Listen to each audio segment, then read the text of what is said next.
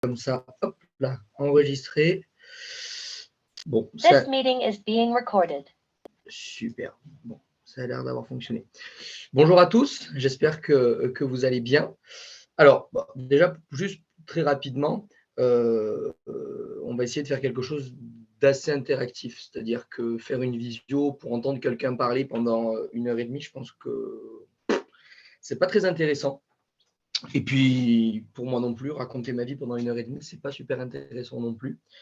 Je sais qu'il y a vos épreuves de spé aussi qui arrivent. Alors, bon, vous n'avez pas tous pris spé maths, mais j'ai envie de vous montrer à travers ce cours aujourd'hui qu'on peut faire justement un lien très très fort entre ce que vous savez normalement déjà, c'est-à-dire que je ne vais pas vous apprendre grand-chose en termes de, de théorie mathématique, pas grand-chose, vous avez normalement tout déjà depuis la classe de première, et pour ceux qui sont en terminale en spé ou même en mathco, vous les avez revus. Et voilà, vous montrer comment on peut traiter ce chapitre-là sans avoir trop à devoir faire attention sur de la théorie. Ça va plus être du vocabulaire, sur de la technique de calcul, mais normalement, je ne vais rien vous apprendre. Ce qu'on peut essayer de faire, quand je pose des questions, je ne sais pas, vous répondez via le chat en disant que vous voulez prendre la parole, et comme ça, je peux directement vous la donner. L'objectif, c'est qu'il y ait un échange, quoi. Je ne vais pas vous faire un cours, le PDF, vous l'avez, je vais vous le montrer, on va essayer de le lire ensemble. Mais l'objectif, ce n'est pas tant de lire un PDF, c'est plutôt d'essayer de vous sensibiliser à ce que vous allez avoir besoin l'année prochaine. OK ? Est-ce que tout le monde m'entend bien ? Est-ce que, juste si vous pouviez le mettre dans le chat comme ça, moi je check si vous m'entendez bien. Est-ce que c'est bon pour tout le monde ? Est-ce que tout le monde m'entend bien ? Yes ? Bon, super, merci de votre réactivité. Merci, super. Allez, j'attaque. Alors, je vais arrêter le partage et je vais vous montrer quelque chose. D'abord, je vais pas attaquer dans l'ordre. Je vais vous présenter un arbre de proba. Oula. Alors, je ne sais pas si vous aussi, il apparaît noir et blanc. Je ne sais pas pourquoi ça fait ça. Alors, ce n'est pas compliqué. On va faire différemment. Hop là. Ça va être plus simple.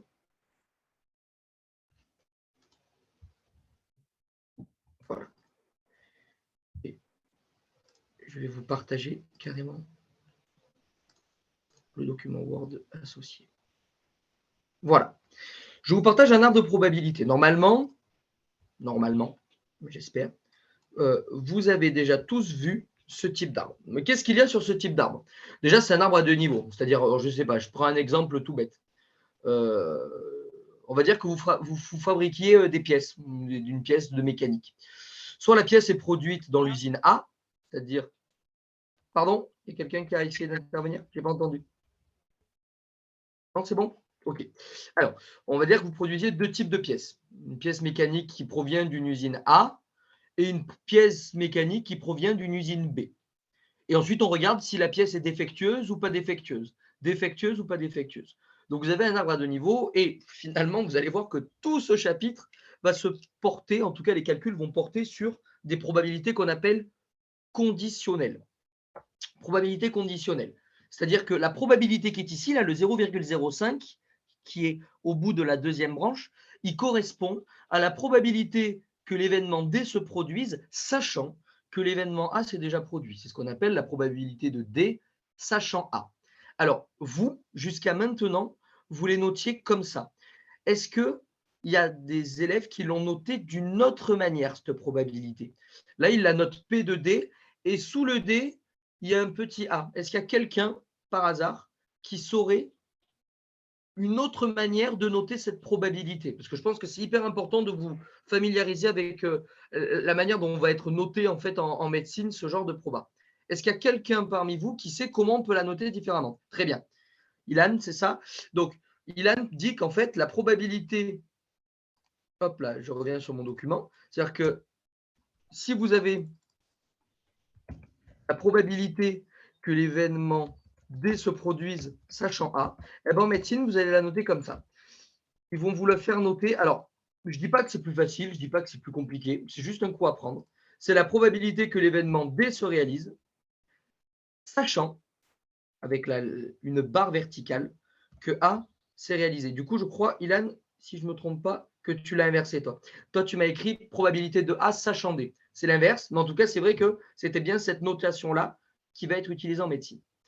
Bon, et en fait, par exemple, est-ce que quelqu'un peut juste prendre la parole pour m'expliquer si, par exemple, vous avez envie de déterminer la probabilité, grâce à cet arbre, que une pièce tirée au hasard soit défectueuse. Alors, quel principe vous allez mettre en place? Comment vous allez faire? Qui peut intervenir? Allez, il faut que ce soit interactif, il faut qu'on prenne tous la parole. Alors, Ilan, je suis d'accord. Tu peux allumer ton micro et nous expliquer? Alors, en gros, il va falloir faire P2A inter D. Donc, il va falloir faire P2A fois P de D sachant A, plus P de Très B bien, fois P de D sachant B. très bien. Effectivement, et comme tu l'as dit dans le chat, cette manière de faire, c'est l'utilisation de ce que l'on appelle la loi, ou moi, mes élèves, je leur dis la formule des probabilités totales. Effectivement.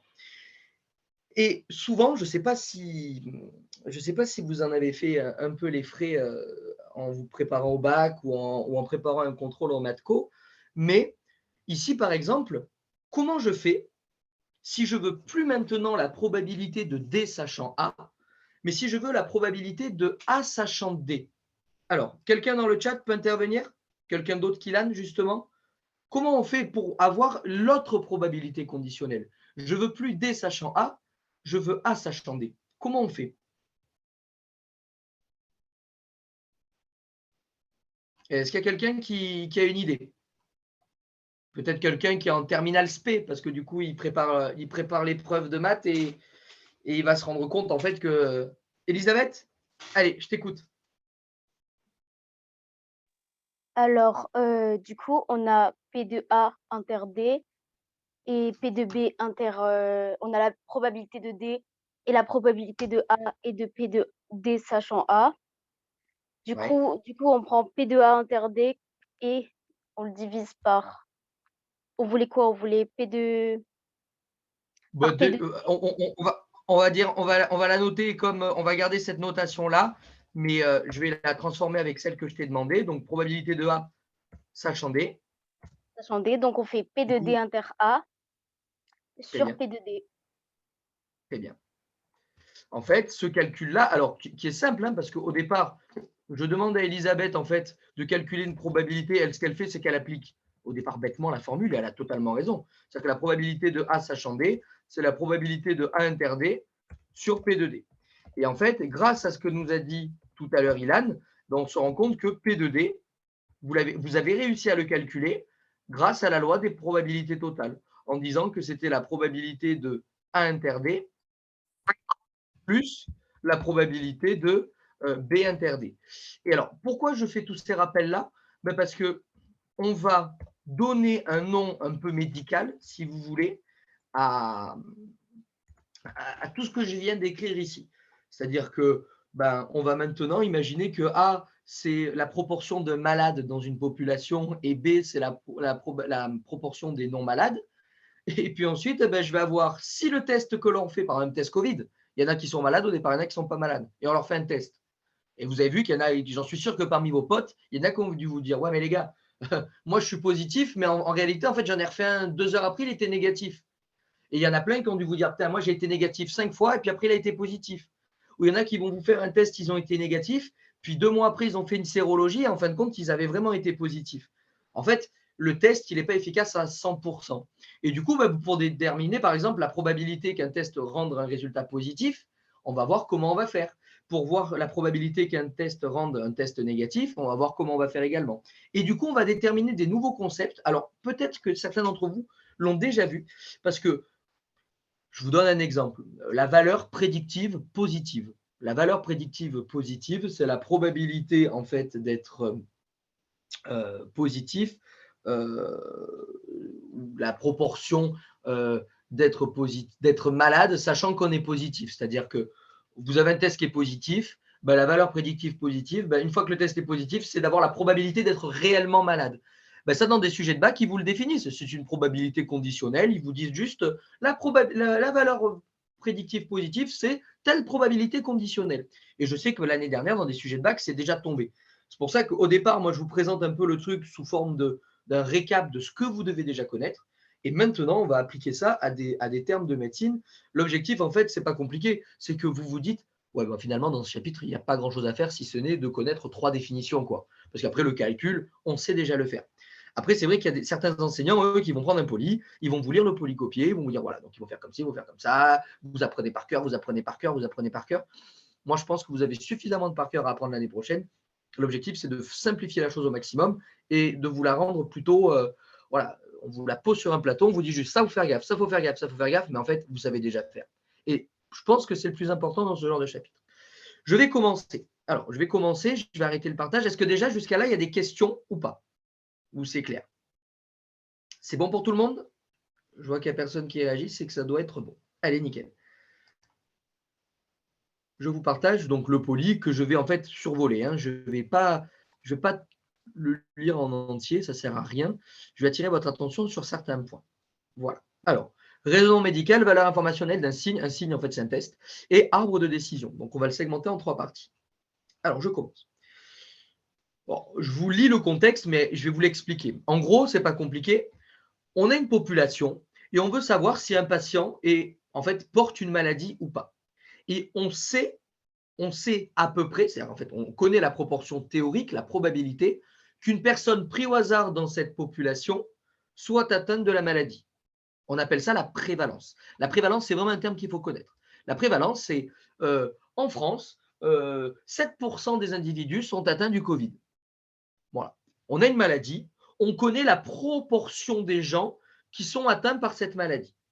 Donc, c'est la probabilité, en fait, comme on dit, comme je le rappelle ici, qu'ils soient porteurs de la maladie. C'est P, on la note petit p, c'est la prévalence.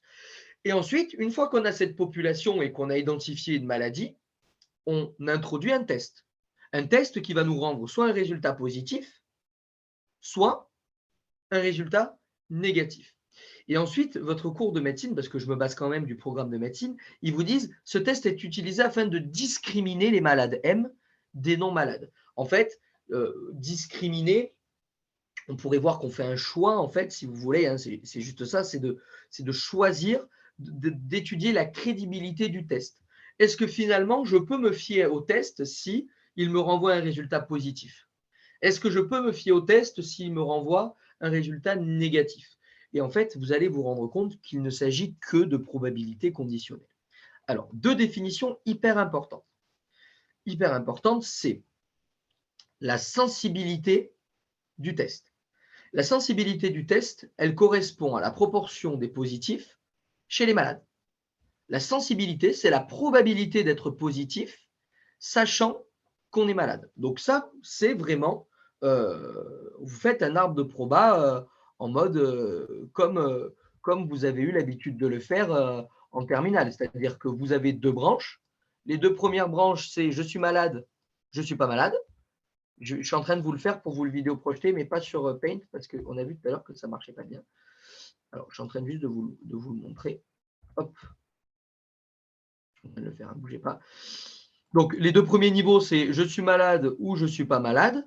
Et les 2 niveaux suivants, c'est si je suis malade, mon test il peut être positif, mais il peut être aussi négatif. Et si je ne suis pas malade, malheureusement, mon test il peut encore une fois être positif ou négatif. Donc, on se rend compte qu'il y a encore, il peut y avoir effectivement des erreurs. Alors, attendez, hop, bougez pas. Tac.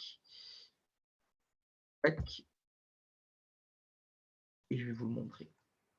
Ça va vous paraître un peu plus clair que si je le montre. La barre au-dessus du T. Hop. Hop. Bon, c'est fait sur Paint. C'est vrai qu'avec un tableau, c'est plus simple, mais c'est pas grave. On va se débrouiller quand même. Tac.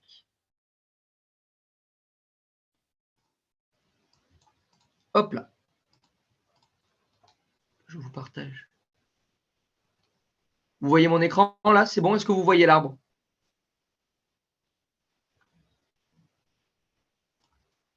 Je pense que vous devez voir mon... Ouais, c'est bon. Allez, nickel.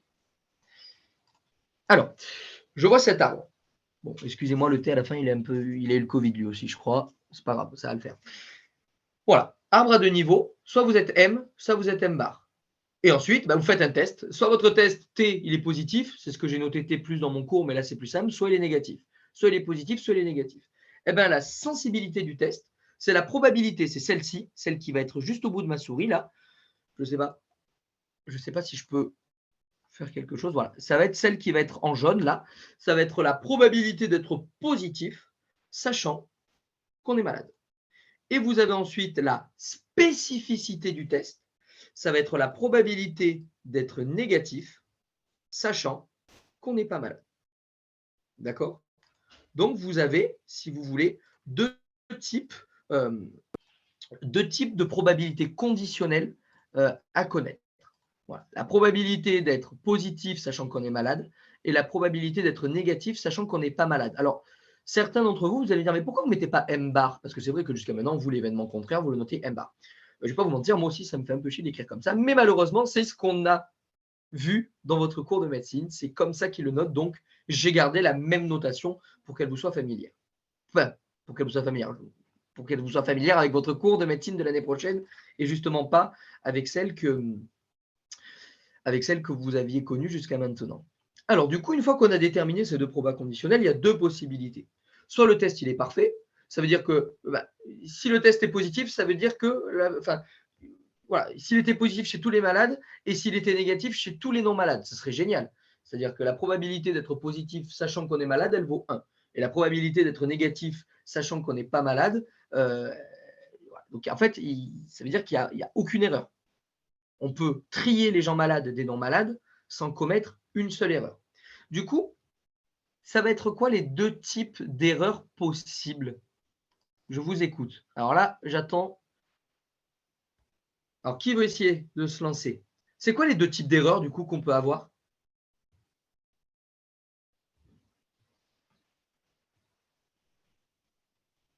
Vous êtes d'accord qu'on ne commet pas d'erreur quand quelqu'un est malade et qu'on lui donne un test positif?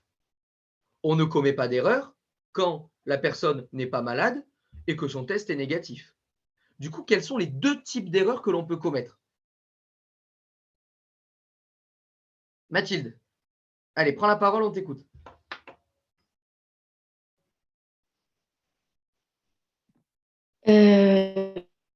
Moi, j'ai dit que les deux erreurs possibles, c'était que quelqu'un de malade soit testé négatif et que quelqu'un de non malade soit testé positif.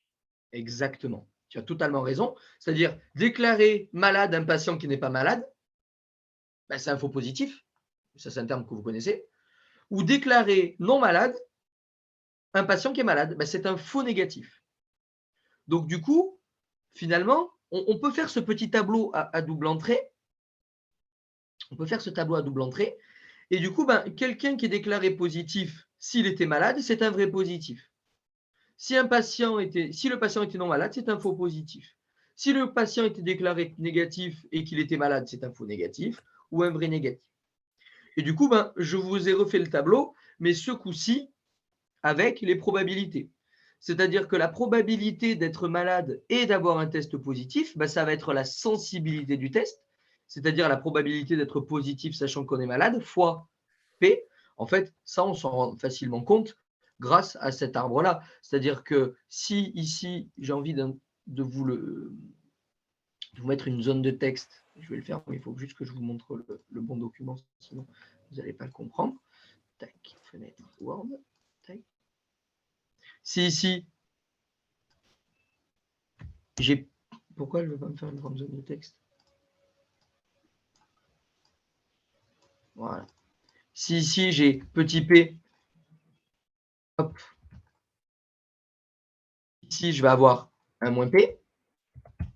Et ici, par exemple, alors je ne vais pas tous les faire, mais pour vous montrer que vous compreniez, ici, par exemple, je vais avoir SE.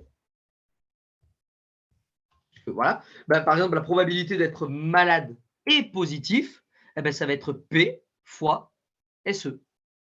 Alors, bien sûr que ici, on avait S. C'est pas ça que je voulais faire.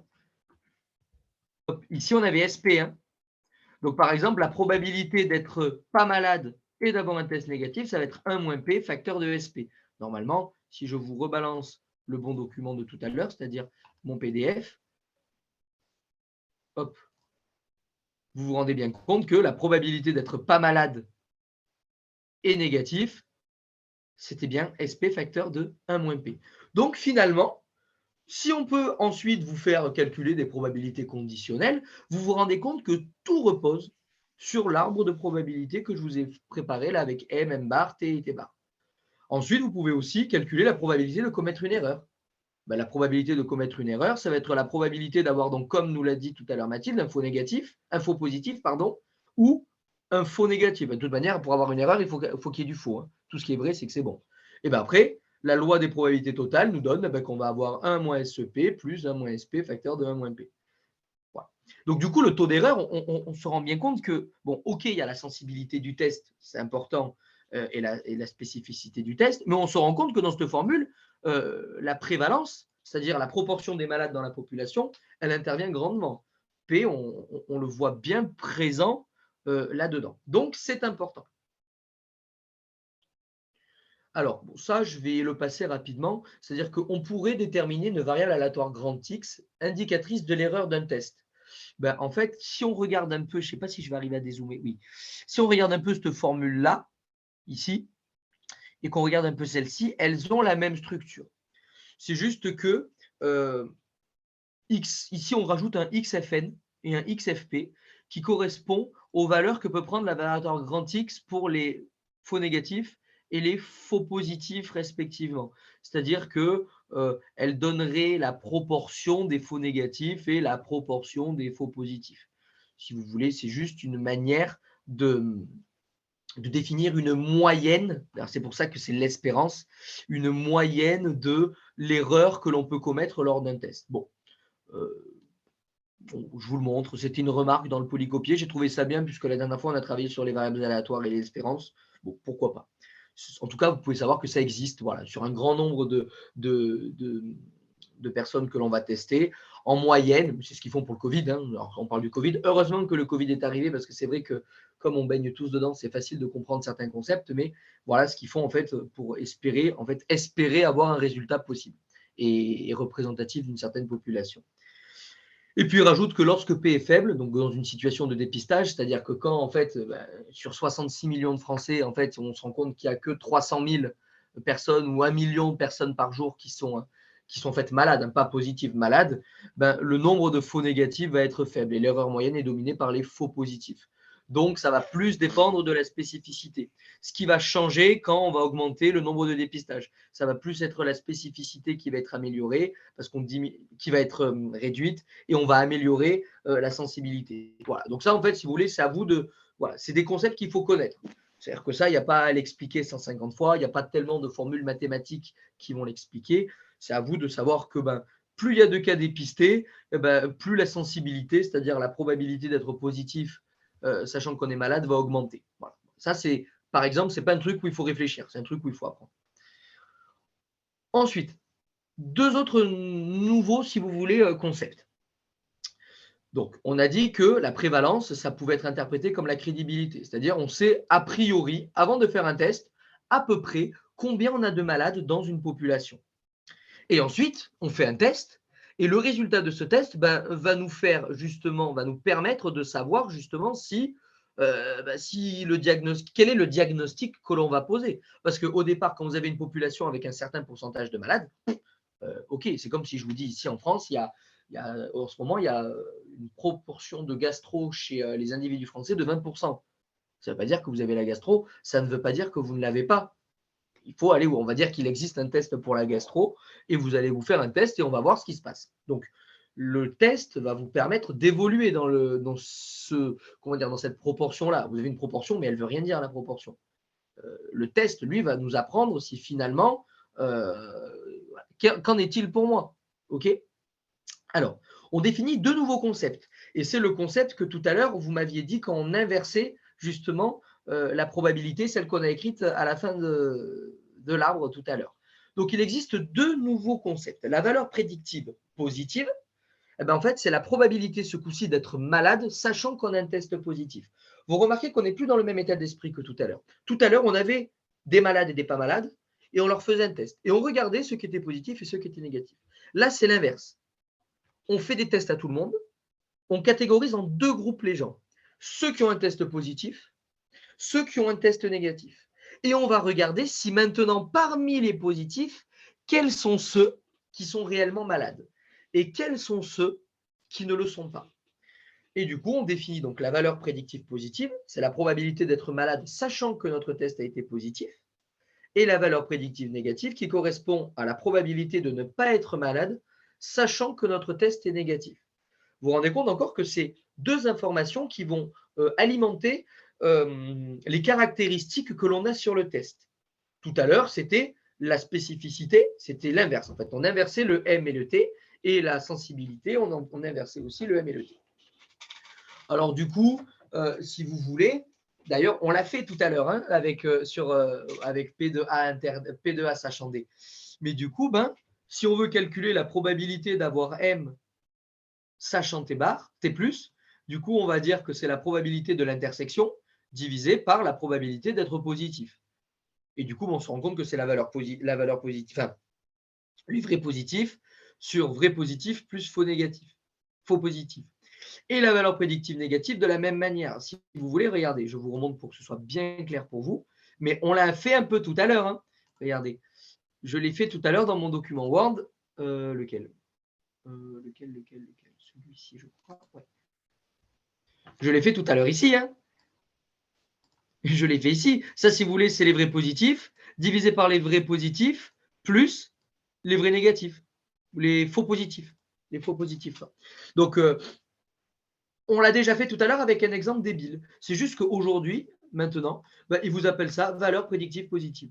Et on définirait de la même manière la valeur prédictive négative.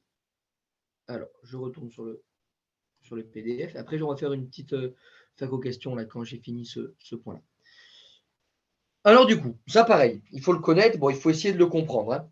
Mais la valeur prédictive positive, donc on a dit que c'était la probabilité que le patient offre M après observation de T et un résultat positif. Alors, il ne faut pas se tromper. Ici, on a un et, ça pourrait faire passer une intersection exactement. Mais ici, il faut le voir vraiment comme une probabilité conditionnelle. C'est-à-dire que le patient offre M, c'est-à-dire que le patient est malade, après lui avoir fait subir un test dont le résultat est positif. Il faut le comprendre comme ça. Le et ici va avec le T. Et la valeur prédictive négative, c'est la probabilité que le patient en fait n'est pas malade une fois qu'on lui a fait subir un test dont le résultat était négatif. Et du coup, si vous voulez, il y a 2 paramètres importants à connaître. Si un test a une spécificité qui est égale à 1, c'est-à-dire que tous les patients, enfin la probabilité d'être négatif sachant qu'on n'est pas malade est égale à 1. Bon, d'ailleurs, on peut reprendre la formule. Si SP vaut 1, ici, 1 moins 1, ça fait 0. 0 fois quelque chose, ça fait 0. Il reste SEP, 1 sur SEP sur SEP, ça fait bien 1. Du coup, vous avez que la valeur prédictive positive vaut 1. C'est-à-dire que tous les patients qui auront un test positif seront forcément malades. C'est génial. C'est-à-dire que si un test a une spécificité très élevée, le résultat positif, il est forcément en faveur du diagnostic. C'est génial. Donc, alors il faut le voir comme ça, à part des tests idylliques, vous n'avez jamais un test à 100% fiable, on est sur du 99,9, mais à 100% fiable. Donc, du coup, ça, c'est vraiment quelque chose, voilà, on est dans une utopie un peu. Hein. Mais ce qu'il faut se retenir, c'est que si la spécificité est grande, du coup, la probabilité d'être malade sachant qu'on est positif, elle est très forte. À l'inverse, si la sensibilité, c'est-à-dire la probabilité d'être positif, sachant qu'on est malade, elle est grande, on regarde ici, si SE vaut 1, cette partie va valoir 0, 1 moins 1 fois P, ça fait 0, et donc on va avoir au numérateur SP facteur de 1 moins P, au dénominateur SP facteur de 1 moins P, ce qui va nous faire du 1 sur 1, on va retrouver une valeur prédictive négative qui est égale à 1. C'est-à-dire que la probabilité d'être pas malade, sachant qu'on a un test négatif, qui vaut 1. C'est-à-dire que dès que vous aurez un test négatif, ça va éliminer la possibilité que vous soyez malade. Encore une fois, c'est un peu utopique ici, parce qu'on n'a jamais un test avec une sensibilité égale à 1 dans la vraie vie. Donc, on sait que plus la sensibilité va être grande, plus le caractère négatif du test va éliminer le diagnostic. Hein, voilà. Alors là, il vous donne un arbre en fait pour que vous compreniez comment évolue la probabilité de M en fonction des résultats que l'on a. Donc au départ, en fait, on a une proportion, une prévalence P de gens malades. Ces gens malades, on les a catégorisés en 2 groupes. Ceux qui ont un test positif, ça fait la valeur prédictive positive. Et du coup, ceux qui ont un test négatif, mais du coup, ben, on n'a pas, ça va être la probabilité d'être négatif sachant qu'on est malade et on retrouverait en fait 1 moins la valeur prédictive négative. Voilà, donc ça c'est pour la première partie du cours. Je m'arrête 10 minutes là pour avoir vos questions. Est-ce qu'il y a des points que vous voulez que je reprenne? Je vous écoute. Est-ce que quelqu'un, à la rigueur, peut essayer de… Alors, s'il y a des questions, j'y réponds. Et après, j'aimerais bien que quelqu'un essaye de résumer ce qu'on a fait. Parce que finalement, on a juste un arbre au départ. M, M bar, T+, T-, T+, T-. Et qu'est-ce qu'on a fait avec ça? On a défini 4 trucs quand même. Hein. Alors, est-ce qu'il y a des questions? Est-ce qu'il y en a qui ont besoin que je reprenne? Peut-être que je suis allé un peu vite. Après, c'est vrai qu'en 1h30, d'essayer de tout faire rentrer, c'est pour ça que je le prends sous une philosophie un peu différente. Mais du coup, qui peut intervenir? Personne n'a de questions? C'est bon pour tout le monde? C'est sûr, hein, n'hésitez pas, hein, je suis là pour ça. Pas de questions. OK. Est-ce qu'il y a un volontaire ou une volontaire pour essayer de me résumer ce qu'on vient de voir? Bien sûr, pas avec des probabilités, pas avec des termes hyper précis, vous venez de le découvrir. Mais dans les grandes lignes, qu'est-ce qu'on a vu? Qu'est-ce qu'on vient de voir durant cette demi-heure? Allez, je veux que quelqu'un prenne la parole, n'importe qui. Juste les concepts qu'on a vus, ce que vous avez compris. Allez, Elisabeth, super sympa, merci. Je t'écoute. Alors, on a découvert la sensibilité, qui est la probabilité qu'un test soit positif, sachant que le patient est malade. On a défini la spécificité, qui est la probabilité que le test soit négatif, sachant que le patient n'est pas malade. On a vu qu'il y avait 2 types d'erreurs, donc un positif, sachant que le patient n'est pas malade et c'est égal à 1 moins P fois 1 moins SP, spécificité. On a vu aussi la deuxième erreur, donc négatif, sachant que le patient est malade, qui est égal à P fois 1 moins SE. Je te coupe 30 secondes. Donc, ce que vient de vous dire Elisabeth, voilà, elle a résumé la première partie de ce que j'ai fait.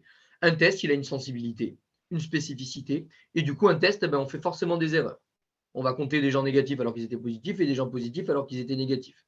Voilà. Donc ça, c'était la première partie du cours. Elisabeth, est-ce que tu peux continuer, s'il te plaît? Oui, du coup, après, on a vu on pouvait prendre le problème dans l'autre sens. Donc, d'abord, on fait le test, on voit s'il est positif ou négatif. Et du coup, on a défini la valeur prédictive négative, qui est la probabilité qu'une personne soit négative, sachant qu'elle n'est pas malade. Et la valeur prédictive positive, qui est la probabilité qu'une personne soit malade, sachant qu'elle a eu un test positif de base. Exactement. Exactement. Et on a vu comment évoluer en fait. Alors, en fait, merci beaucoup Elisabeth, c'est très clair ce que tu as dit. Tu as De tout rien. capté, c'est génial. Est-ce que quelqu'un d'autre peut me dire finalement dans la vraie vie, qu'est-ce qui se passe? Comment vous pouvez vous servir de ça? Vous, voilà, vous voulez faire médecin. OK. Avant d'être médecin, on va dire que, imaginez, il y a 3 ans, vous étiez en études de médecine. Moi, je connais plein de gens qui sont allés tester les gens, hein, alors qu'ils étaient en première année, deuxième année de médecine. Qu'est-ce qui va se passer dans la vie de tous les jours là? Qu'est-ce qui va vous servir justement, ces notions-là? Qu'est-ce qui se passe? Est-ce qu'on est plus dans la première partie de mon cours? Est-ce qu'on est plus dans la deuxième partie de mon cours? Comment vous allez illustrer ce genre de choses? Est-ce que quelqu'un peut essayer justement d'expliquer ça en fonction de ce qu'il a compris? Genre, votre oncle il va se faire tester pour le Covid, qu'est-ce qui se passe quoi? Comment ça fonctionne? Allez, quelqu'un. L'autre qu'Elisabeth. Je ne suis quand même pas désigné. Je suis pas en sixième.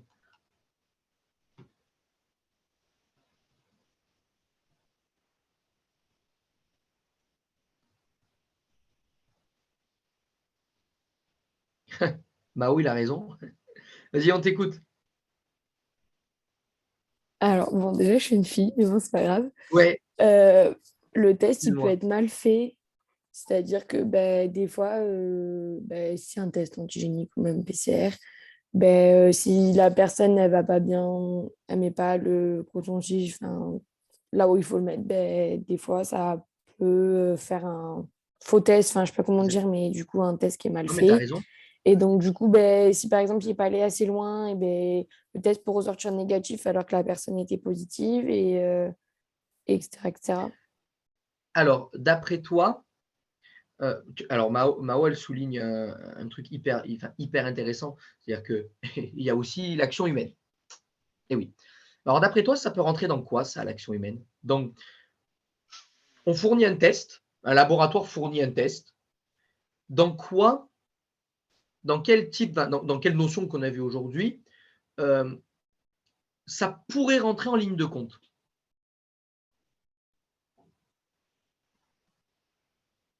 Est-ce que tu penses que ça va être, alors bien sûr qu'il y a un lien, mais est-ce que tu penses que ça va être plus dans la valeur prédictive positive ou dans la valeur prédictive négative, dans la sensibilité ou dans la spécificité?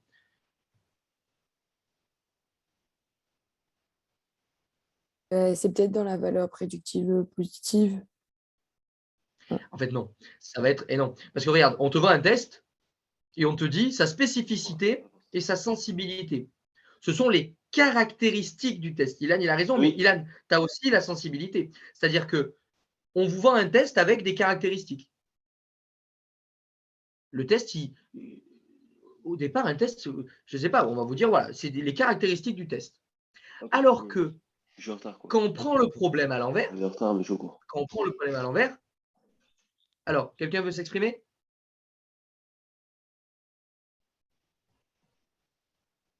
ARM8. Il a le micro allumé, peut-être qu'il veut prendre la parole, ce serait génial. Ah non, il a coupé son micro, c'était un fake. Dommage. Du coup, Mao, est-ce que tu as compris la différence? C'est-à-dire qu'on te vend un test, on te dit voilà, sa sensibilité c'est ça, sa spécificité c'est ça. S'il y a une marge d'erreur, on va te la prendre là-dedans. Pourquoi? Parce que si tu parles de valeurs prédictives positives et de valeurs prédictives négatives, c'est en fonction de ce que tu as testé avant, des positifs que tu as testés et des négatifs que tu as testés. Et tu regardes ensuite comment on fait. Donc finalement, la réalité, c'est quoi?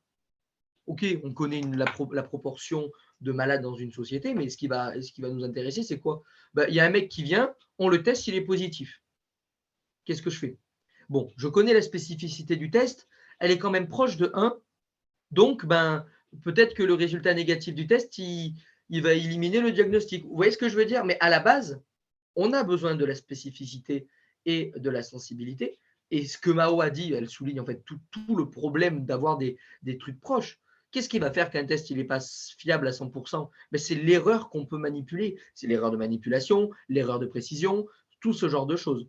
Mais à côté de ça, juste cette spécificité, cette sensibilité-là va nous permettre, une fois qu'on a testé des gens, de diagnostiquer. Ce n'est pas la sensibilité et la spécificité directe qui permettent de diagnostiquer, parce que sinon, on s'arrêterait là. On dirait, bon, c'est bon. Mais ça va être les valeurs prédictives qui va nous dire, bon, alors du coup, on fait quoi? On a quoi? Quel est le diagnostic le plus plausible à porter? Et vous remarquez qu'aucun médecin ne peut dire à 100%, ça va se passer comme ça. C'est pas possible, parce qu'il y a toujours des facteurs, des marges d'erreur, et j'en suis sûr que vous connaissez autour de vous des gens, voilà. Je ne sais pas si vous avez entendu dernièrement, j'ai vu ça hier sur Facebook ou avant-hier, il y a un gars, il a été testé, il a été positif au Covid 504 fois, ou un truc comme ça. Vous imaginez le gars, si on prend ces valeurs à lui pour faire des statistiques et créer des tests, il nous tue tout, hein. Parce que justement, il y a des erreurs. Mais par contre, ce gars-là, on va le compter dans les petits pourcentages. Parce qu'il faut quand même que le test qu'on utilise, il soit le plus représentatif et le plus efficace possible autour d'une population. On parle de tests, on peut aussi parler de vaccins.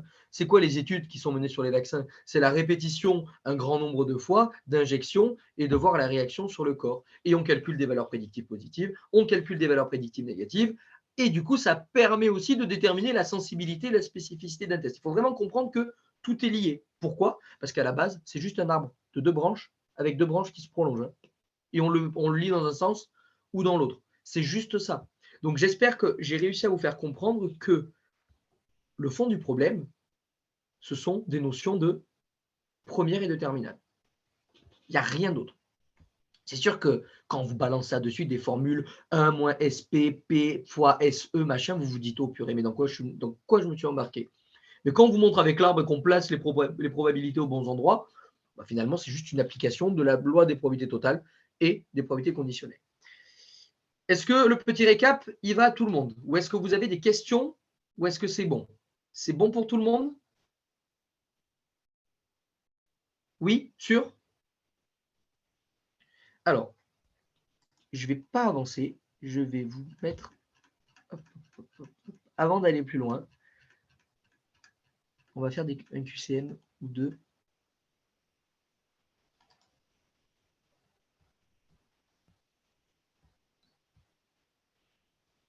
Je vais vous laisser traiter cette question. La question 3. Est-ce que tout le monde la voit? C'est bon? Ouais, nickel. Je vais vous laisser traiter cette question. Donc, je vais vous la lire avec vous pour éclaircir tout le monde. Le tableau, alors ça, c'était pour le contexte, c'est une annale de Grenoble, celle-ci. Elle est tombée à Grenoble l'année dernière, je crois, il y a 2 ans. Le tableau ci-dessous montre la répartition d'un test diagnostique dans un échantillon de 200 sujets pour lesquels la maladie a été confirmée ou écartée par un examen de référence. Alors moi, si j'étais vous, je ferais un arbre. Malade, non malade, test positif, test négatif, et je mettrais toutes les probabilités sur les branches. Ça va vous permettre de répondre plus facilement aux questions qui vous sont posées. D'accord? Allez, écoutez, vous l'avez. Je vous laisse quoi? 5 minutes pour le faire. Il faut que vous arriviez à faire ce genre de choses facilement. Ce n'est pas compliqué. Donc, c'est parti. Bien sûr que vous avez le droit de vous servir de ce qu'on a fait, du PDF qu'on a dû vous envoyer.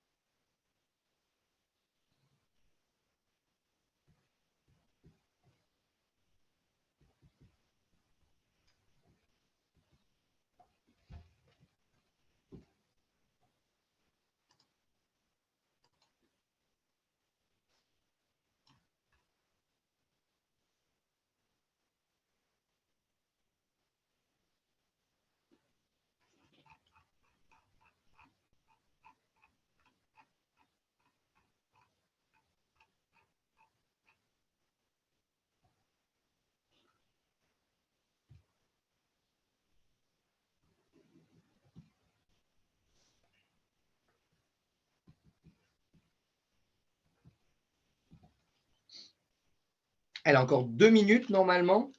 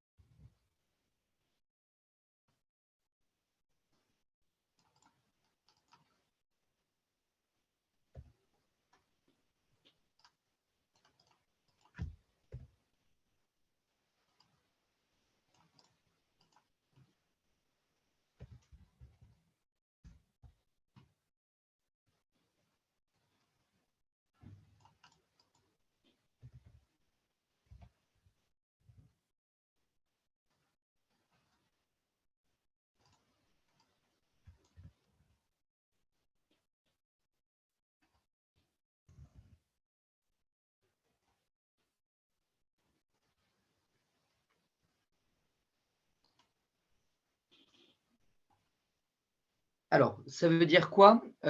Pathognomonique. Alors, qu'est-ce que ça veut dire, Camille? Je l'ai vite, c'est vrai que c'est de ma faute. Je l'ai pas bien. Alors, juste, excusez-moi, je vous coupe dans 30 secondes, mais un test est pathognomonique si la valeur prédictive positive est égale à 1. On dit qu'on a un signe, c'est un terme de vocabulaire. Si en fait, du coup, si la spécificité vaut 1, on a vu que ça entraînait que la valeur prédictive positive valait 1 et on donne ce terme-là au test. Voilà.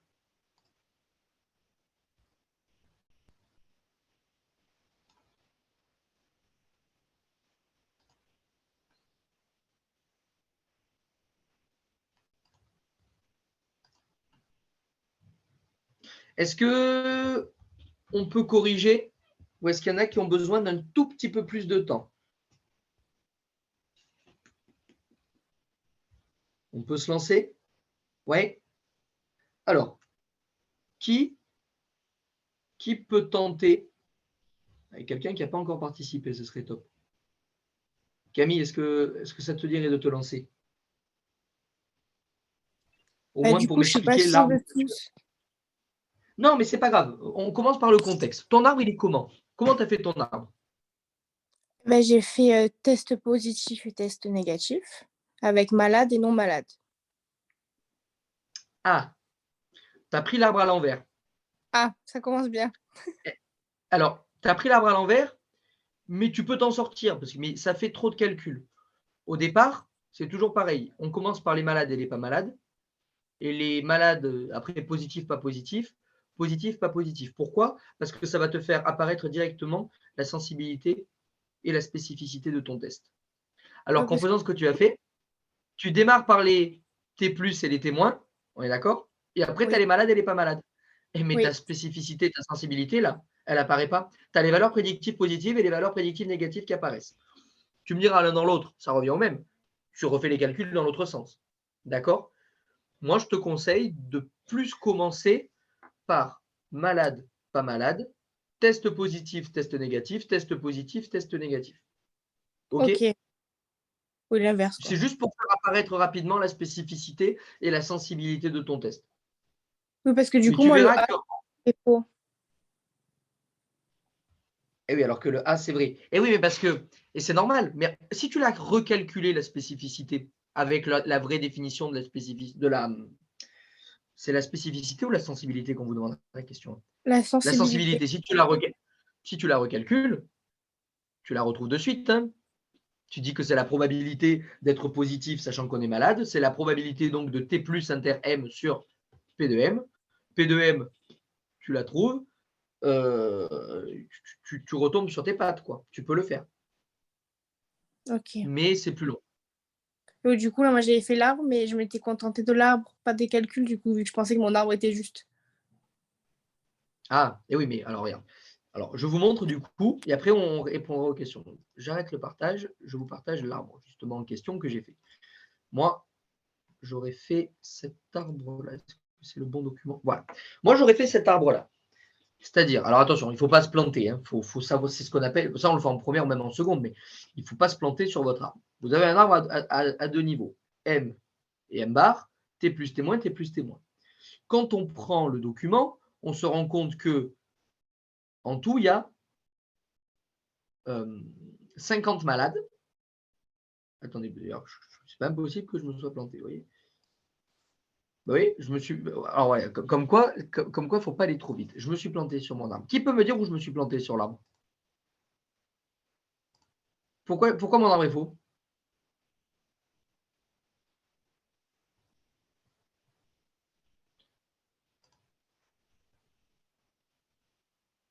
Alors pourquoi mon arbre est faux? C'est où que je me suis trompé. Vous voyez, ça m'a pas empêché, de trouver toutes les réponses. Hein. Mais pourquoi mon arbre est faux? Personne ne le voit? Vous êtes gentil, mais il est faux mon arbre. C'est là que c'est faux. C'est le 7/20e et le 13/20e. C'est pas vrai. Les malades, quand vous regardez votre tableau à double entrée, j'ai 50 malades en tout et 150 non malades. Donc j'aurais plutôt eu ici du 50 sur 200 et ensuite du 150 sur 200. Bon, l'avantage, c'est qu'on peut vite se rendre compte qu'un arbre est faux. Hein. On regarde un peu, il faut juste faire attention. Ça, ça peut arriver à tout le monde d'aller un peu trop vite, ce n'est pas grave, mais il faut que vous soyez en mesure de vous corriger. Voilà, donc là, mon arbre, il est bon. Et là, vous le voyez. Voilà. Donc là, mon arbre, il est bon. Donc effectivement, au départ, on me dit qu'il y a 50 malades et 150 non malades. Parmi ceux qui sont malades, ben, ils sont tous positifs. On est d'accord? Parmi ceux qui sont malades, il y en a 0 de négatif. Parmi ceux qui ne sont pas malades, ben, j'en ai 2/15 qui sont négatifs, positifs, et 13/15, enfin 20 150e et 130 150e du coup, qui sont négatifs. Donc, j'obtiens cet arbre-là. Alors, on va prendre les questions les unes après les autres.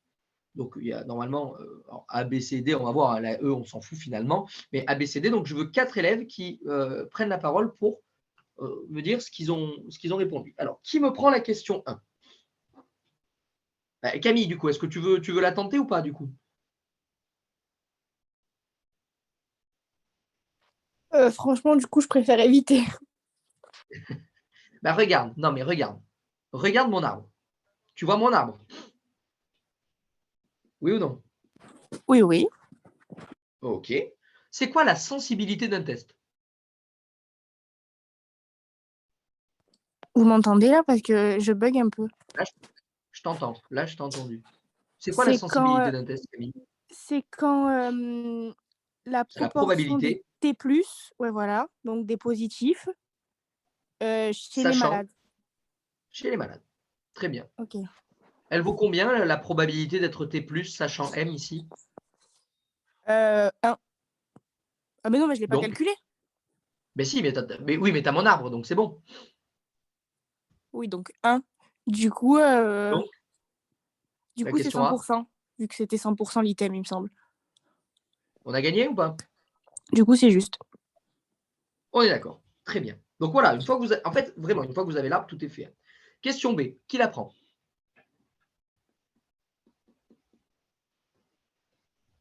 C'est que comme ça que vous allez progresser, hein, les enfants. Il faut absolument que vous preniez la parole, que vous expliquiez, que je vous corrige. Il n'y a que comme ça, hein, c'est pas que apprendre un cours par cœur. Mathilde. La probabilité des faux positifs, oui, elle est nulle parce que quand on regarde dans la colonne des malades, même pas besoin de faire l'arbre, quand on regarde dans la colonne des malades, il y a 0 test négatif. Donc forcément, la probabilité de faux positif, elle est nulle. Alors, les faux positifs, c'est quoi un faux positif? C'est quelqu'un qui est testé positif. alors qu'il est non malade. Ah non, bah, je me suis trompée. Voilà, ça c'est un piège. On vous met 0, tu regardes négatif, 0, oh, trop bien, génial. Et il faut faire gaffe. C'est pour ça qu'il faut juste en fait revenir au sens. C'est quoi un faux positif? Ben, c'est un positif non malade. Il y en a 20, donc ça ne marche pas. Mathilde, est-ce que tu as compris ton erreur? Oui. Ouais, c'est bon? Nickel. Qui me prend la question C?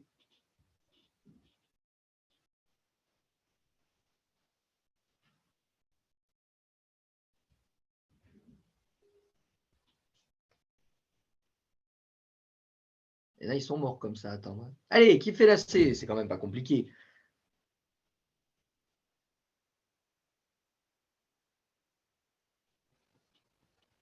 Personne? Non, sans déconner, vous n'avez pas la question C? Personne? Ah, Elisabeth. Super. Alors, moi, Elisabeth, j'ai elle me mis… sauve de mes grands moments de solitude, en fait.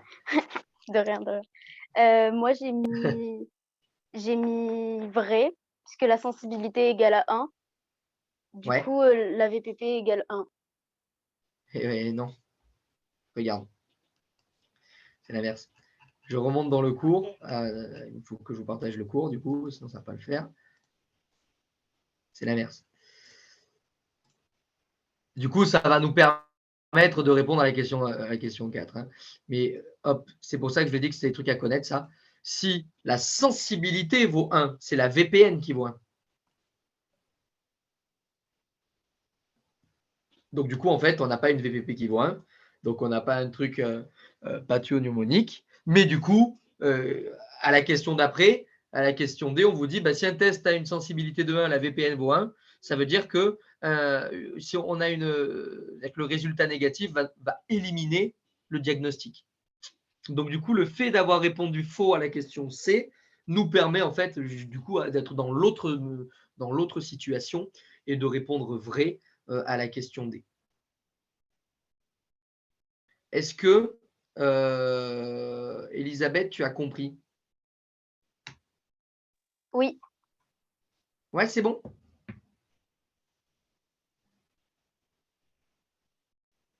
Ok.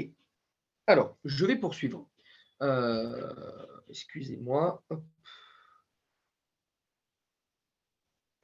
Je vais poursuivre avec justement maintenant ce qu'on appelle l'utilité d'un test. Alors, je reviens à mon PDF. Maintenant, il va falloir prendre des décisions. C'est-à-dire que là, on a fait des tests, on est bien content. Maintenant, on va travailler sur des décisions à prendre en termes, par exemple, de traitement.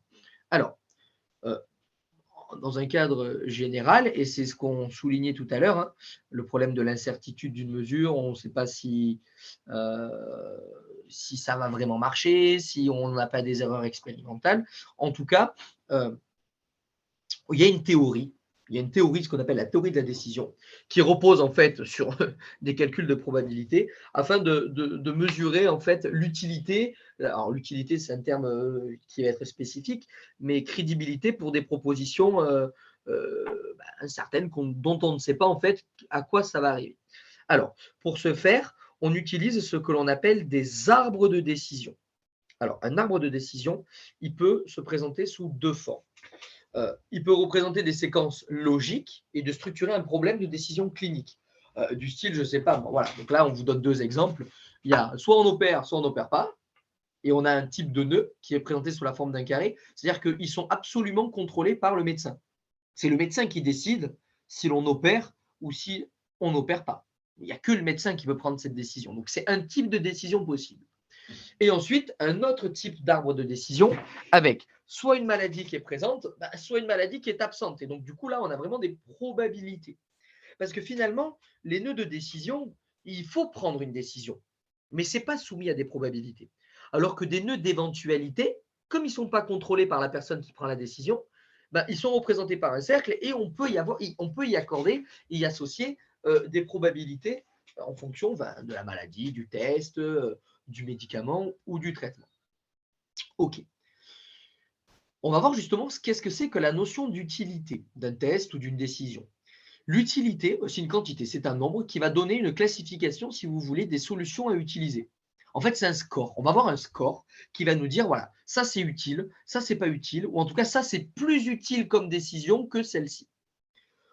Je vous montre, par exemple, cet arbre-là de décision. Il y a une décision qui est à prendre par un chirurgien. Est-ce qu'il opère T1 ou est-ce qu'il n'opère pas T2? Mais s'il opère, il y a E1 qui peut se passer, E2 qui peut se passer, E3 qui peut se passer, avec 3 probabilités différentes.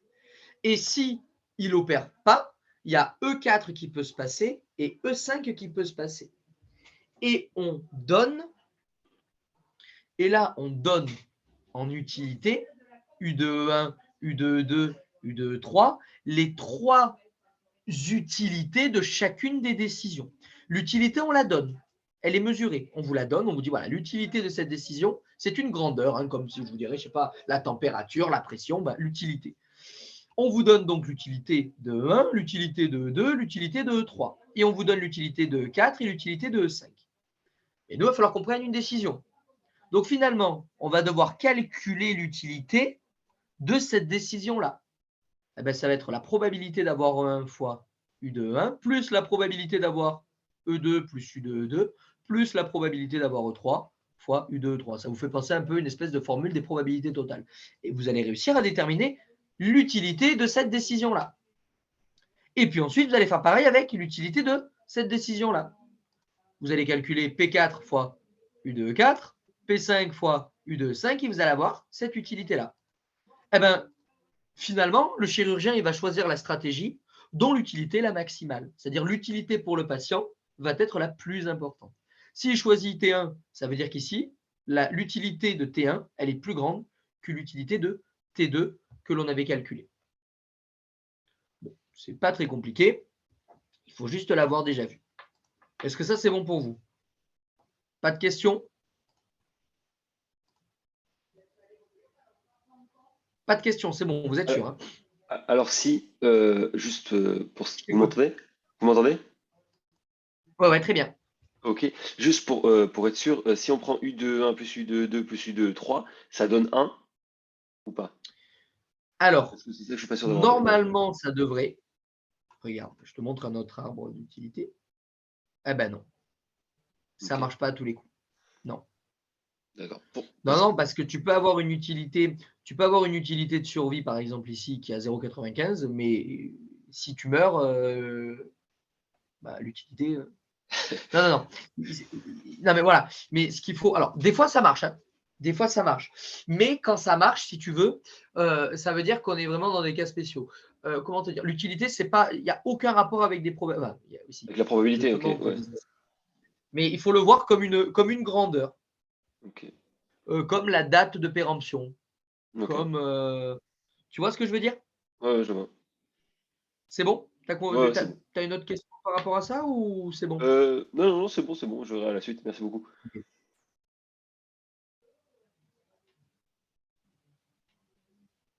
Alors,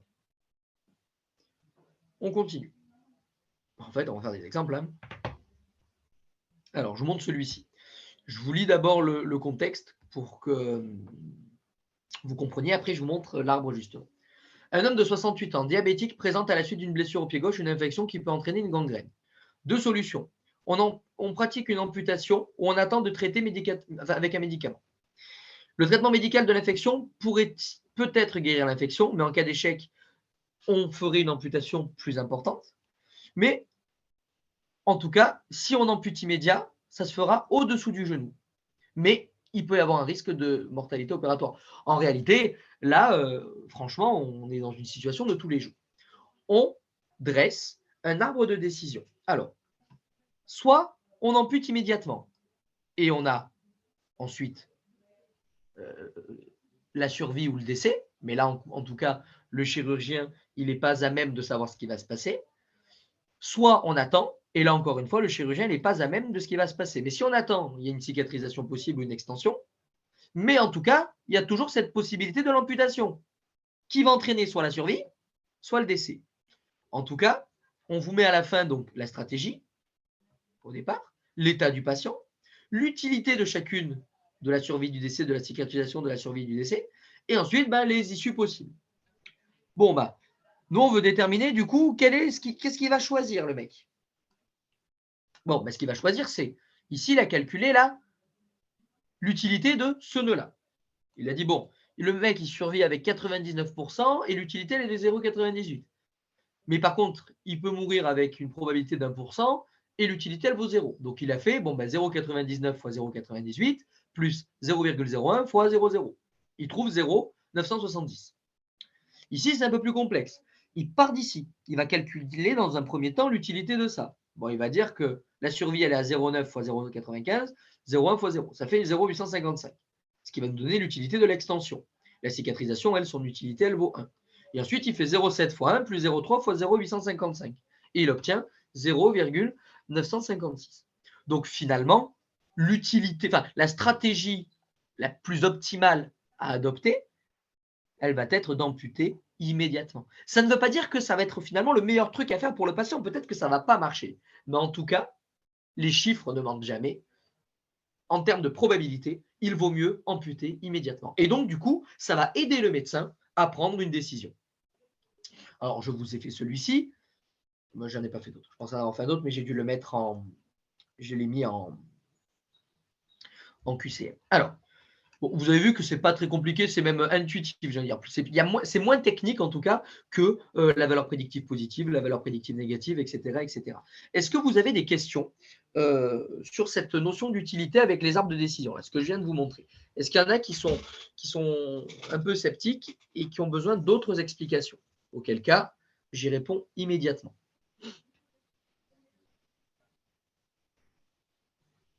Personne? C'est sûr, c'est clair pour tout le monde? Ouais? Bon, c'est top alors. Bravo, nickel. Puisque c'est bon pour tout le monde, on va faire. Alors, je vous montre un peu ce QCM. Comment vous dire? On va l'adapter un peu. Parce que, pareil, ça c'est tombé, je ne sais plus où, mais en tout cas, c'est vraiment une analyse. On vous donne 2 tests biologiques. Est-ce qu'on choisit le test A pour traiter la maladie ou le test B? Permettant de faire le diagnostic d'une maladie donnée. On calcule leur sensibilité. SEA, on leur donne 0,7, SEB 0,8 et leur spécificité. SPA 0,8, SPB 0,6.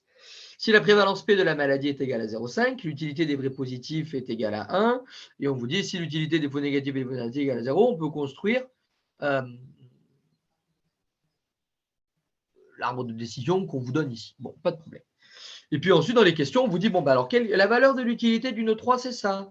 La valeur de l'utilité d'une 2, c'est ça. La valeur de l'utilité d'une 1, c'est ça. Bon, en tout cas, vous vous rendez bien compte qu'il va falloir les calculer, ces utilités. Alors, ce que je vous propose, c'est qu'on ne s'emmerde pas à faire les questions. Je vous donne l'arbre et je vous dis en fait de me calculer N1, N3, N2 et finalement de choisir la meilleure stratégie. Est-ce qu'on va choisir la stratégie N1 ou est-ce qu'on va choisir la stratégie N2? Alors là, il n'y a qu'une seule manière de le faire proprement, c'est de prendre un crayon, de prendre un stylo et de l'écrire, de le faire l'arbre, parce que de tête comme ça, vous n'allez pas y arriver. OK? Donc, je vous laisse faire ça. Encore une fois, en 5 minutes, je pense que ça devrait être suffisant. Et on corrige ça d'ici 5 minutes. Peut-être à peine plus.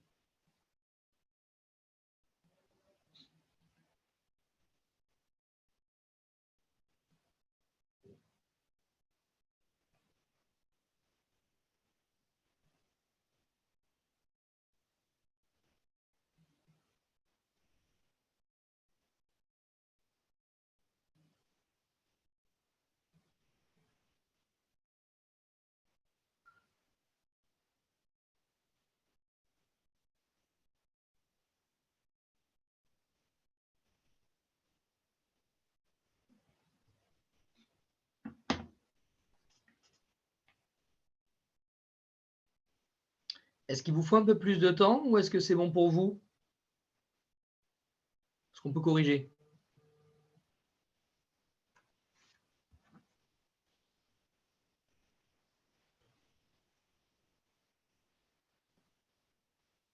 Allez, super. Bon, Mathilde, elle répond pour tout le monde, c'est nickel. Bon, s'il y en a qui n'ont pas fini, vous en prendrez à Mathilde. Mathilde, est-ce que tu veux corriger? Oui, je veux bien. Allez, top. Nickel. Alors, je t'écoute. Alors, pour calculer le nœud 3, j'ai utilisé la formule, j'ai fait S, enfin, j'ai fait en gros 0,7 fois 1 Ouais, plus ouais, 0,3 fois 0, 0,7. exactement. OK. Donc, du coup, la réponse A C'est vrai. du QCM, elle est bonne. OK. Quelqu'un d'autre pour N2?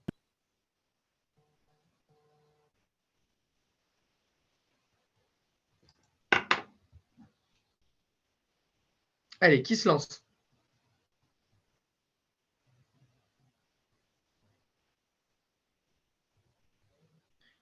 Oh, attends, je vais tenter un truc.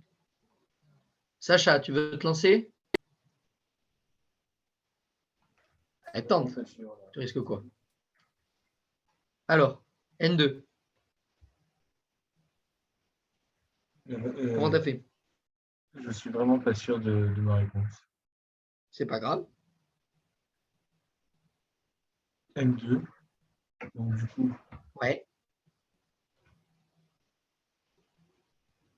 je...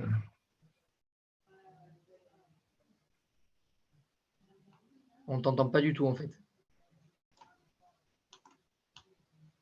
Vous m'entendez pas? Non. Test, test. Je t'entends pas, Sacha. Je t'entends pas du D'accord. tout. Tu peux me donner la réponse par le chat si tu veux.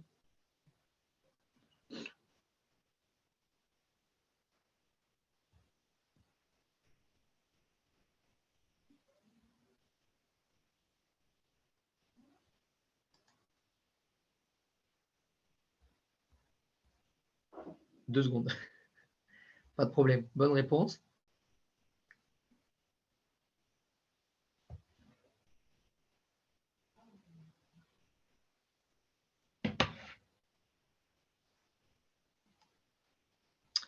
« 0,75 ».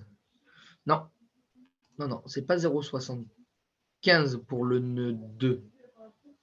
0,75, c'est ce que tu trouves pour le nœud 1, si tu veux. Toi, tu as calculé le nœud 1 peut-être. Et effectivement, le nœud 1, on va obtenir 0,75. Alors, du coup, le nœud 2. Qui peut me dire le nœud 2? Moi, je pense essayer. Je pense réussir à voir. Alors, est-ce qu'il ne faut pas d'abord calculer le nœud 4? On pose nœud 4, par exemple, à B plus et B moins pour la première branche. Ah, et nœud 5? Et nœud 5. Donc, on calcule les deux. Ouais, si tu veux. Alors, ce que fait Ilan, c'est qu'ici, il a déterminé un autre nœud, ici un autre nœud, ce qui va donner du coup l'utilité de ces deux stratégies. OK? OK. Et donc on dit que P c'est égal à 0,5. Donc 1 moins P, 0,5. On sait que SEB, donc il va falloir calculer d'abord. Donc SEB fois 1, ça fait 0,8 sur les deux nœuds.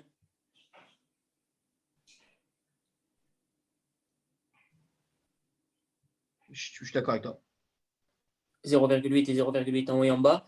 Du coup, ça fait 0,5 fois 0,8, plus 0,5 fois 0,8, ça donne 0,8. Et du coup, le nœud 2? Du coup, nœud 2, 0,8 pour moi. Eh non, tu as dû faire une erreur quelque part. L'utilité du nœud 2, normalement, elle est égale à 0,7 en fait. Elle est égale à la même que… Alors, attends. Pourquoi?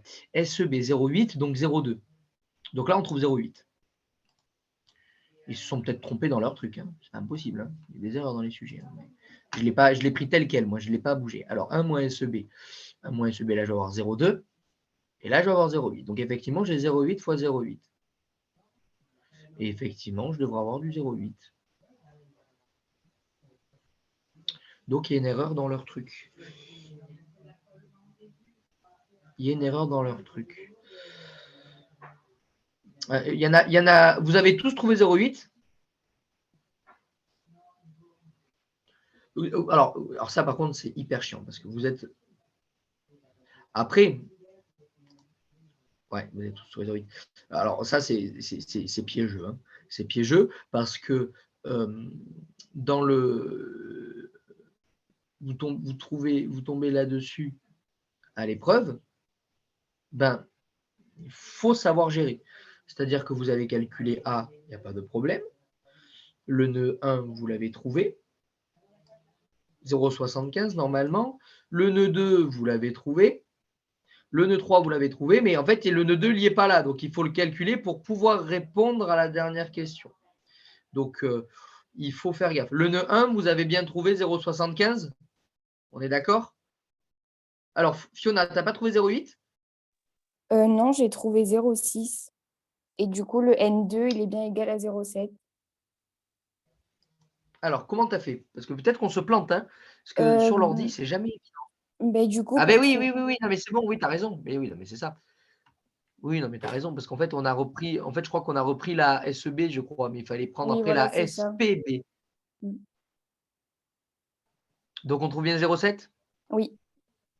Bon, moralité de l'histoire. Vous avez vu que je vous ai laissé faire. Hein. Moi, quand je donne des annales, je ne les modifie pas. Je ne les fais même pas. Parce que je me dis, il faut absolument que, même s'il y a une erreur dans l'annale, bah, ils peuvent tomber là-dessus le jour du truc. Il faut juste faire bien gaffe. Il faut juste faire bien gaffe. Ce que Ilan proposait, Ilan, en fait, ici, il a gardé SEB, alors qu'il fallait prendre SPB. Et SPB, elle valait 0,6. Et c'est là où, en fait, il y a eu l'erreur. C'est rare qu'il y ait des erreurs, mais ça arrive. Hein. Ça ne m'aurait pas choqué qu'il y en ait une. Ça ne m'aurait pas choqué qu'il y en ait une. Donc, il faut bien faire attention à ce genre de choses. L'erreur, elle est rapide. Hein. L'erreur, elle est rapide. SP, SE, il y a tellement de notations, ça va très vite. L'humain en soi-même, quand on regarde la truc pour la première fois, on se trompe. On se trompe parce qu'il y a tellement de trucs. C'est pour ça que la relecture est importante. Le problème, c'est qu'il peut effectivement y avoir, et j'en ai déjà vu, que j'ai corrigé après, mais je l'ai laissé tel quel aux élèves d'abord, à Medi Concours par exemple, où je donne des cours également. Il y avait une erreur dans un QCM, moi je l'avais repéré, j'ai rien dit. Eh ben, personne ne l'avait repéré. Hein. Ils ont tous foncé et c'est triste. Hein, parce que ça. Alors, le jour du concours, je pense qu'on vous l'enlève cette question. Mais bon, imaginez que vous avez passé 5 minutes dessus, ben, vous êtes un peu dégoûté. Donc, ça peut vraiment arriver. Donc, soyez prudents, soyez vigilants. Et effectivement, ici, on obtenait quand même bien 0,7. Donc, du coup, qui peut me répondre à la dernière question? Quelle est la stratégie que l'on va choisir? La stratégie A ou la stratégie B?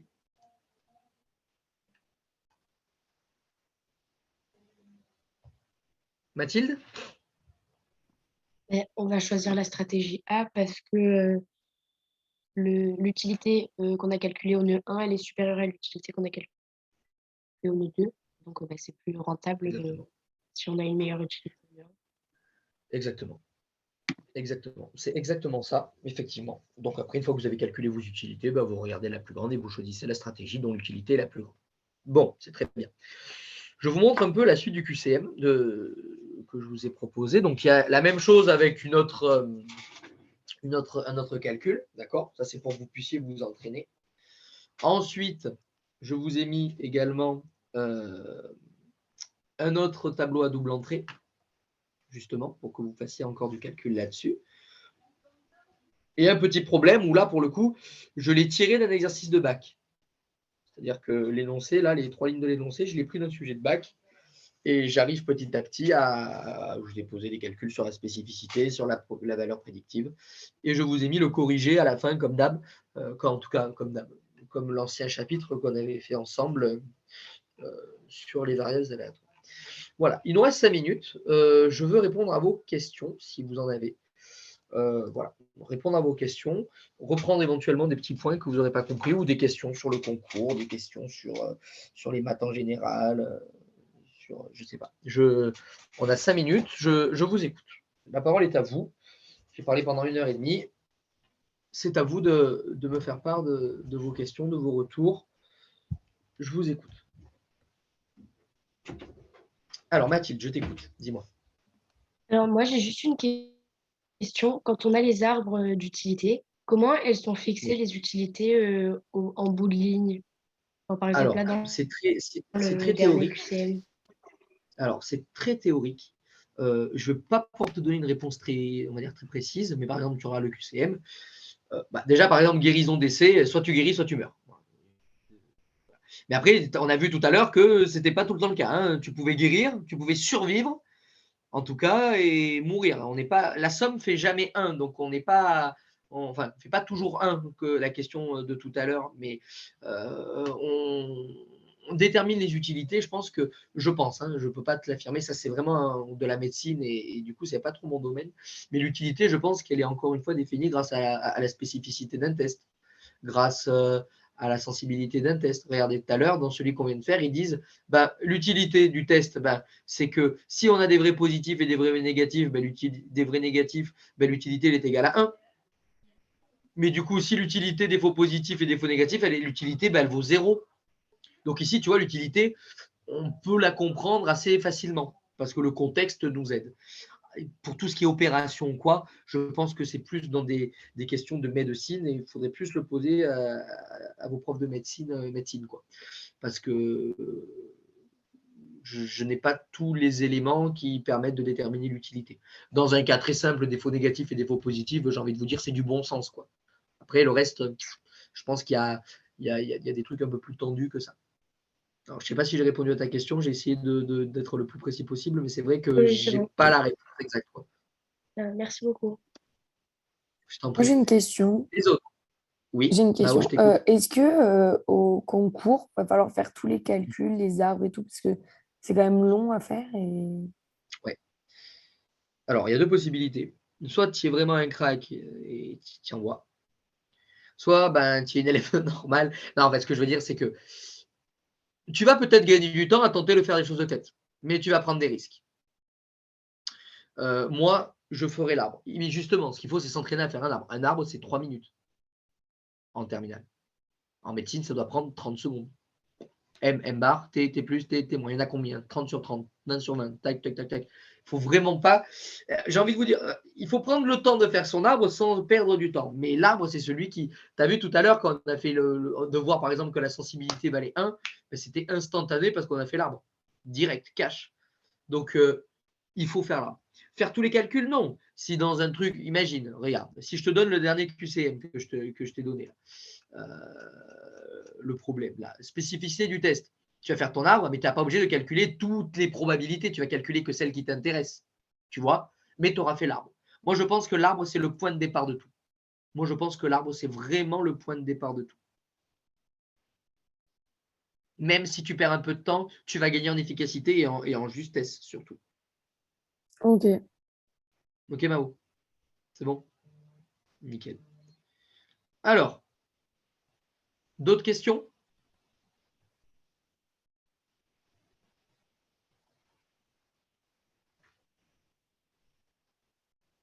Personne d'autre? Ça a été clair? Ouais? Est-ce que ça vous convient? Alors, je vous ai eu une fois en présentiel. Là, je vous ai eu une fois en distanciel. Bon, je suis beaucoup plus à l'aise en présentiel parce que vite faire un schéma, c'est plus facile. Est-ce que la manière dont on a fonctionné pour le distanciel vous a convenu? J'ai essayé de ne pas faire un truc trop chiant, trop monotone où je parle sans cesse. Est-ce que ça vous a convenu? Est-ce que vous avez des remarques pour modifier certains trucs qui pourraient être plus simples pour vous la prochaine fois? Bon, Elisabeth, super, je suis content. Mais voilà, n'hésitez pas à me faire part de vos retours, même négatifs, pour qu'on puisse améliorer. En fait, et la chose, c'est que vous ne fassiez pas chier 1h30 sous votre couette le dimanche matin, vous dire putain, pourvu qu'il arrête avec ses maths parce qu'on a autre chose à faire. Est-ce qu'il y en a qui ont des retours, des points que vous souhaiteriez améliorer? Je vous écoute. Ne me laissez pas dans ma solitude là. Non, c'est bon, ça a convenu à tout le monde. On va dire que s'il n'y a pas de réponse, c'est que ça va. Bon, très bien. Bon, merci beaucoup. Écoutez, je ne vais pas vous embêter plus longtemps. Bon courage pour vos épreuves de spé, hein, c'est la dernière ligne droite. entre nous, je ne pense pas que ça va être d'une difficulté énorme cette année, vu les aménagements qui vous sont octroyés. Donc, bon courage à vous. Je vais voir avec Monsieur Ilous quand est-ce qu'on se retrouve, sûrement après vos épreuves. On continuera justement nos travaux sur les statistiques. Si vous avez des questions, n'hésitez pas à passer par Monsieur Ilous ou m'envoyer un message ou un mail ou ce que vous voulez pour que je puisse vous répondre. Et puis à très bientôt.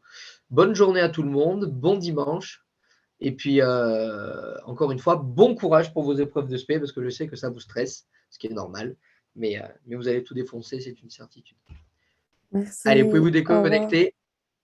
Au revoir, bonne journée à tout le monde.